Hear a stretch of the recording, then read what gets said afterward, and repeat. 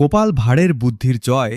নদিয়ার রাজা কৃষ্ণচন্দ্রের দরবারে সবাই উপস্থিত। হঠাৎ রাজা একটি প্রশ্ন করলেন।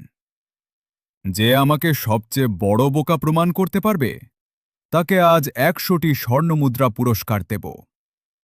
মহারাজ, আপনাকে বোকা বানানো অসম্ভব। তখন গোপাল ভাঁড় এগিয়ে আসে। মহারাজ, আমি কি আপনার কানে একটি গোপন কথা বলতে পারি? অবশ্যই, এসো। গোপাল রাজার কানে কিছু না বলেই ফিসফিস করার ভান করে। কি বললে? আমি তো কিছুই শুনলাম না। মহারাজ, আমি কিছুই বলিনি। তাহলে ফিসফিস করলে কেন? কারণ আপনি বিশ্বাস করেছিলেন যে আমি গুরুত্বপূর্ণ কিছু বলছি। না শুনেই বিশ্বাস করলেন, এটাই তো একটু বোকামি।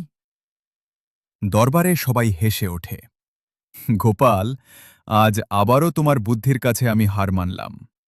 এই নাও ১০০টি স্বর্ণমুদ্রা। মহারাজ, মনে রাখবেন, শুধু চোখে যা দেখা যায় তাই নয়, বুদ্ধি দিয়ে বিচার করাই আসল জ্ঞান।